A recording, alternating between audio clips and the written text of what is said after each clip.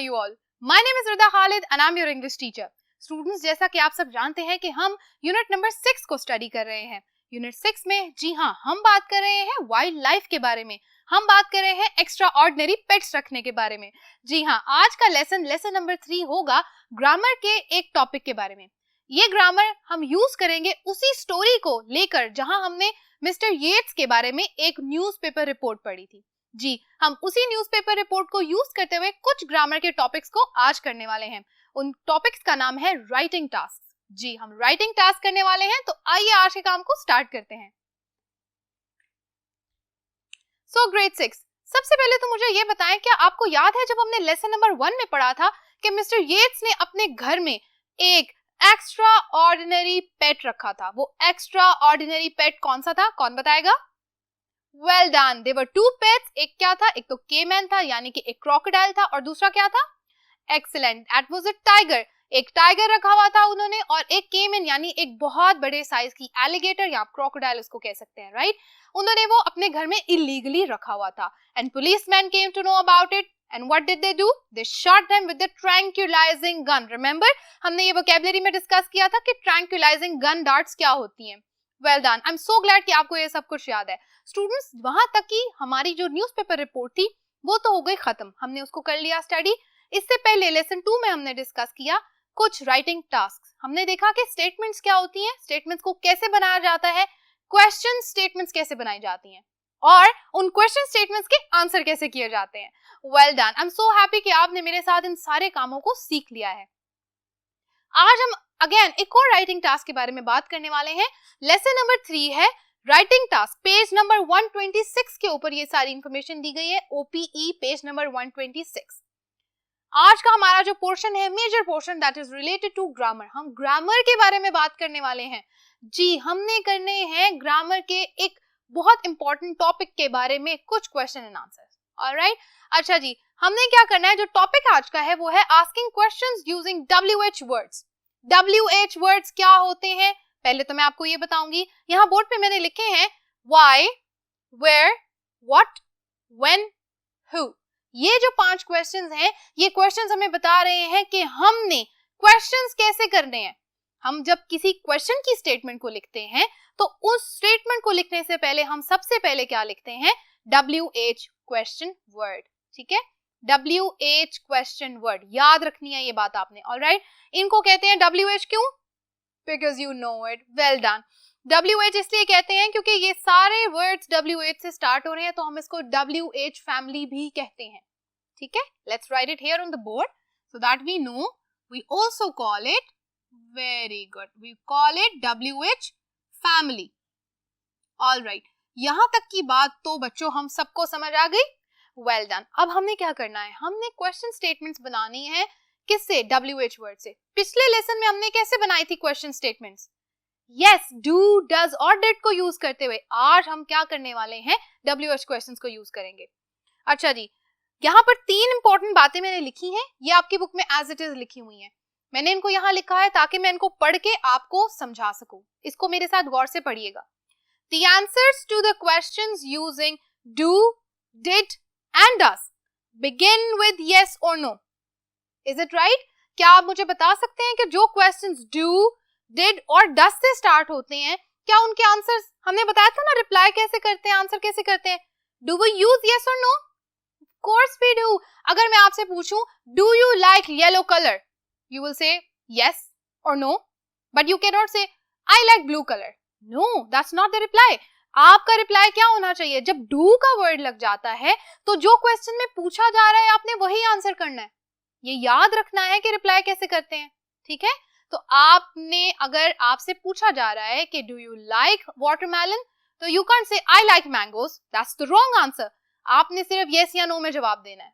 ठीक है, so do और does और did वाले जो क्वेश्चंस होते हैं उनके 2 ही तरीके से आंसर होते हैं, yes and very good, no. Okay, number 2, the, हाँ मैंने लिखा है, ब्लैंक छोड़ी है, मैं यहाँ लिखूंगी WH. The WH question words allow for a wider range of answers.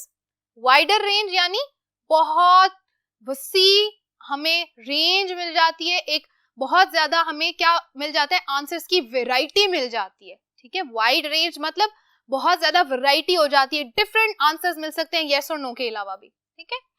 Of answers including reasons, अब यस और नो नहीं लिखेंगे तो जाहिर है बताएंगे कि why don't you like it और why do you like it, reason देंगे, वेरी गुड। एक्सप्लेनेशन, अगर मैं आपसे पूछूं why have you done it और why were you hitting your brother, so आप अपनी एक्सप्लेनेशन देंगे, no I did not hit my brother tried to hit me first and then you can make up a story, but then explanation का मतलब क्या है, आप reason के साथ बताते भी हैं कि आपका रीजन ये क्यों है, ठीक है। ओपिनियंस, आपको किसी चीज के बारे में कैसा फील हो रहा है, if I like you, do you like oranges और do you think oranges are better और एप्पल्स आर बेटर, सो आपका मैंने ओपिनियन मांगे ना, आपको क्या पसंद है, सो you would say I think oranges are better, okay. So आप किसी भी तरह अपना ओपिनियन बता सकते हैं क्वेश्चन के आंसर में कि आपको ये चीज क्यों पसंद नहीं है, आपका क्या ओपिनियन है इसके बारे में, ठीक है। तो जब हम WH क्वेश्चंस की बात करते हैं तो क्या हो जाता है, वाइड वैरायटी मिल जाती है, बहुत सारे आंसर्स हम कर सकते हैं यस और नो के अलावा, okay. The question word goes in front of the question, जो WH क्वेश्चन वर्ड्स होते हैं they always go in the front of the sentence, जैसे डू, डज और डिड वाले क्वेश्चंस थे, दिस इज सेम। अब यहाँ पर एक क्वेश्चन की एग्जांपल मैंने लिखी है, आपकी बुक में बहुत सारी एग्जांपल्स लिखी हैं, मैं यहाँ इस एग्जांपल को रीड कर देती हूँ, क्वेश्चन एंड आंसर। आपने क्या करना है, आपने बाकी की एग्जांपल्स को अपनी बुक से स्टडी करना है, okay. Question, when does he visit his mother, अब देखें एक क्वेश्चन है, किससे स्टार्ट हो रहा है, WH फैमिली वर्ड से, ठीक है, WH, when does he visit his mother, question answer कैसे कर सकते हैं। अब आप मुझे बताएं WH क्वेश्चन लिखा है तो हमें कैसे आंसर करना है, यस और नो में, या हमने रीजन बताना है, एक्सप्लेनेशन देनी है, या हमने रीजन ओपिनियन बताने हैं, ठीक है। जब व्हेन क्वेश्चंस हमें पूछे जाएंगे या WH क्वेश्चन फैमिली से कोई वर्ड दिया जाएगा, when does he visit his mother, वो अपनी मदर को, अपनी अम्मी को कब मिलने जाता है, he visits his mother every Tuesday. तो जो ये एवरी ट्यूसडे है ना, ये वाला पार्ट हमारा क्या है, ये वाला पार्ट हमारा एक्सप्लेन करता है इनको, रीजंस, एक्सप्लेनेशंस एंड ओपिनियंस। तो ये हमारा पार्ट एक्सप्लेन करता है ओपिनियंस को, ठीक है। हमें समझ आ गई कि रीजंस, एक्सप्लेनेशन और ओपिनियन ये वाला पार्ट है एवरी ट्यूसडे, ठीक हो गया। अब यहाँ तक आपको समझ आ गई कि क्वेश्चन स्टेटमेंट्स बनाई कैसे जाती हैं और इनके आंसर्स कैसे किए जाते हैं। रिप्लाईज करना बहुत जरूरी है, रिप्लाईज करना सीखना बहुत जरूरी है। सबको समझ आ गई? Well done, students. Let's move on and let's complete another exercise. हाँ जी, जो सेकंड राइटिंग टास्क है वो क्या है? Reread the text in At Home in the Urban Jungle. जो हमारी न्यूज़पेपर रिपोर्ट थी, इसको रीरीड करना है, एक दफा से दोबारा पढ़ना है, ठीक है? What questions would you like to ask Mr. Yates about his extraordinary pet? आप मिस्टर येट्स से क्या सवाल करना चाहेंगे जो उन्होंने एक एक्स्ट्राऑर्डिनरी पेट अपने घर में रखे हुए थे? कौन से थे वो दो? Yes, it was a tiger and a caiman. यानी एक उन्होंने क्या रखी थी, एक क्रोकोडाइल रखा हुआ था और एक क्या था, एक टाइगर था, ठीक हो गया। अच्छा जी, अब आप सोचें, इमेजिन करें कि मिस्टर येट्स आपके सामने बैठे हैं और आपको उनके बारे में सब कुछ पता है कि उन्होंने एक एक्स्ट्राऑर्डिनरी पेट अपने घर में इलीगली रखा हुआ था, चोरी से रखा था। आप उनसे क्या सवाल करना चाहेंगे? ठीक है, आपकी बुक में कुछ हिंट्स दिए गए हैं, वो मैंने यहाँ लिखे हैं। You might want to know, for example, आप इनमें से कोई बातें पूछना चाहेंगे ना मिस्टर येट्स से। Where he got a tiger, कहाँ से मिला ये tiger? What he feeds the tiger on, क्या खिलाते हैं वो इस टाइगर को? ठीक है, अगर अपने घर में टाइगर रखा है तो क्या खिलाते हैं? Why he keeps the tiger, क्यों रखा हुआ है? Why do you have the tiger, घर पे तो नहीं है जगह इसकी रखने की, तो क्यों रखा हुआ है? So ये क्वेश्चंस आपके ज़हन में आ रहे हैं ना कि वो कैसे रहता है, Where does he sleep on, कहाँ पे सोता है हमारा टाइगर? तो ये सारी जो बातें हैं आप मिस्टर येट्स से पूछना चाहेंगे? Well done. तो आपने अब क्या करना है, क्वेश्चन की स्टेटमेंट्स बनानी है। ऑलराइट, आपको मैं पढ़ के बताती हूँ। इंस्ट्रक्शंस हैं, write down 6 questions to ask mister Yeat using WH question words above at least once. आपने क्या करना है, क्वेश्चंस बनाने। आपने डू, डज, डिड भी यूज करना है। आपने सारी WH फैमिली क्वेश्चन वर्ड्स जो हैं वो भी सारे यूज करने हैं। कैसे, हम यहाँ लिख लेते हैं, ठीक है। हमने जो वर्ड्स यूज करने हैं वो हैं do, does, डेट, व्हेन, WH लिख लेते हैं, where, who, why and what. ठीक है, हमने लिख लिए ये सारे कीवर्ड्स जिनको यूज करते हुए हमने क्या करने हैं, बनाने हैं क्वेश्चंस। अब बच्चों ये वाला पार्ट आप गौर से देखो, ग्रेड 6, यहाँ पर मैंने 6 क्वेश्चंस बना के ऑलरेडी लिख दिए हैं। अब आपने क्या करना है, आपके पास 2 ऑप्शंस हैं, या तो आप इन क्वेश्चंस को यहाँ से स्टडी कर लो, या तो आप ऐसा कर सकते हो कि आप इन हिंट्स को यूज करते हुए अपने क्वेश्चंस बना लो। ये क्वेश्चंस तो मिस रदा के माइंड में आए थे और मिस रदा ने यहाँ लिख दिए। आपने 6 क्वेश्चंस बनाने हैं जो आपने मिस्टर येट्स से पूछने हैं। आप ये भी पूछ सकते हैं that Mr Yeats, do you sleep with the tiger, और do you eat with the tiger, और you can say Mr Yeats, are you not afraid of the tiger, और इस तरह की बातें। ठीक है, अब जो क्वेश्चन मैंने यहाँ लिखे हैं मैं आपको वो पढ़ के बता देती हूँ ताकि आपको आइडिया हो जाए। Question 1, where did you find the tiger, आपको ये टाइगर कहाँ मिला। Number 2, did you hunt it down yourself, क्या आपने इसको हंट डाउन खुद किया था।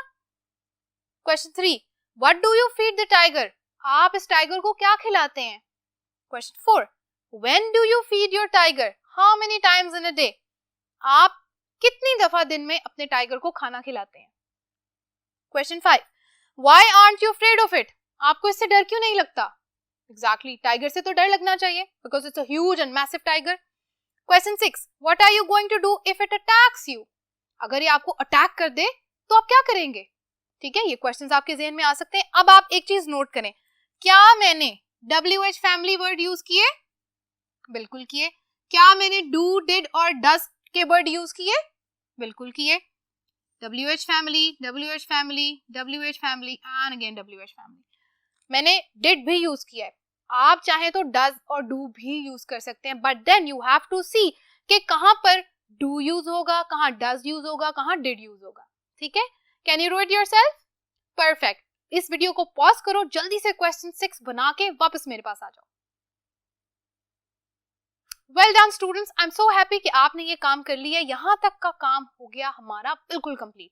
क्वेश्चंस बना लिए सबने, वेल डन। चलो अगली एक्सरसाइज को सॉल्व करते हैं।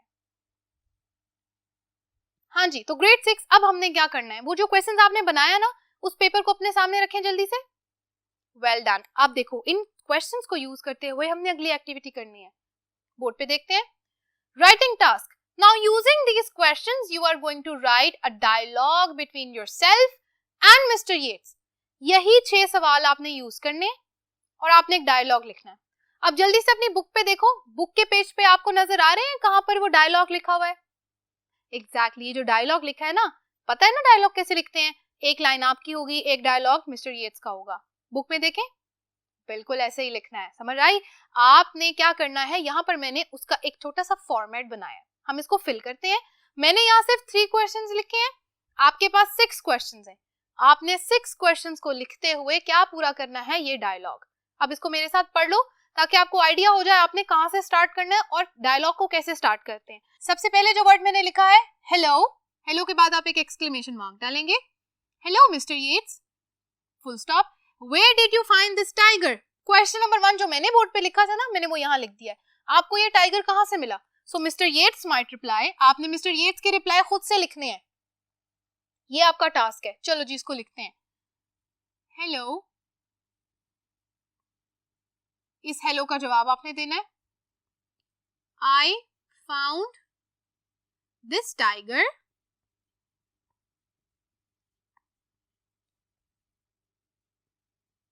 इन अ जंगल। अच्छा जी, me, that's you who is writing. Did you hunt it down yourself, क्या आपने इसको हंट खुद से किया था। Mr Yeats might answer yes. देखिए डिड था ना, तो डिड का आंसर कैसे करना है, याद है ना। डिड का आंसर हमने कैसे करना है, यस या नो के साथ हमेशा। Yes I Hunt it down my self. अब देखिए योर सेल्फ किस में चेंज हो जाएगा, माई सेल्फ में। क्यों, क्योंकि यू किस में चेंज हो गया, आई में। समझ में आ रही है थोड़ी सी बात। इस तरह आपने ग्रामर को देखते देखते इस काम को कंप्लीट करना है. Next, me, what do you feed the tiger? And mister Yeats का रिप्लाई लिखते हैं, आई फीड इट. अब आप याद रखने जो हमारे जो एनिमल्स होते हैं और नॉन लिविंग थिंग्स होती हैं, इनके लिए हम ही शी की प्रोनाउन नहीं यूज करते. ही और शी की जो प्रोनाउन है वो सिर्फ यूज होती है लिविंग थिंग्स के लिए. ठीक है, लिविंग थिंग्स इन पर्टिकुलर सिर्फ ह्यूमन बींग्स के लिए. ठीक है, सिर्फ इंसानों के लिए हम ही और शी यानी बॉय और गर्ल के लिए लगा सकते हैं. नॉन लिविंग थिंग्स के लिए आपने इट का वर्ड ही यूज करना है. एनिमल्स के लिए भी इट का वर्ड यूज करना है. Okay, I feed it some bones and meat which I buy from the market. चलो जी, यहां तक तो 3 क्वेश्चंस मैंने लिख दिए और इन तीनों क्वेश्चन के आंसर्स भी कर दिए मिस्टर येट्स के हवाले से भी और अपने हवाले से भी. अब बच्चों आपका टास्क ये है कि आपने यहाँ पर बाकी के क्वेश्चंस लिखने हैं और उनके आंसर्स लिखने हैं. ये डायलॉग आपने कैसे करना है? अगेन हम एक्टिविटीज आपको पता है कैसे करते हैं. एक कलरफुल A4 शीट ले लें. उस कलरफुल शीट के ऊपर आपने इस तरह अपना नाम लिखना है. मी, अपना नाम नहीं लिखना, मीन्स कि आपने क्या लिखना है, मी और अपना जो भी आपका क्वेश्चन है. फिर मिस्टर येट्स का आपने नाम ही लिखना है. मिस्टर येट्स का रिप्लाई जब आप लिखेंगे तब आप मिस्टर येट्स खुद बन जाएंगे और आप आई, माई सेल्फ इस तरह की नाउन्स और प्रोनाउंस को यूज करेंगे. ठीक है, तो यहाँ तक आई होप आपको आज का लेसन समझ में आया होगा. हमें पता चल गया कि इन क्वेश्चन स्टेटमेंट्स को कैसे बनाते हैं, WH क्वेश्चंस को कैसे बनाया जाता है और इन स्टेटमेंट्स के आंसर्स कैसे करते हैं. इनको यूज करते हुए हमने कंप्लीट किया एक dialogue. Thank you so much for staying with me and watching this lesson. Stay tuned for more. अगले लेसन में मिलेंगे हम एक मजीद राइटिंग टास्क के साथ. अल्लाह हाफिज.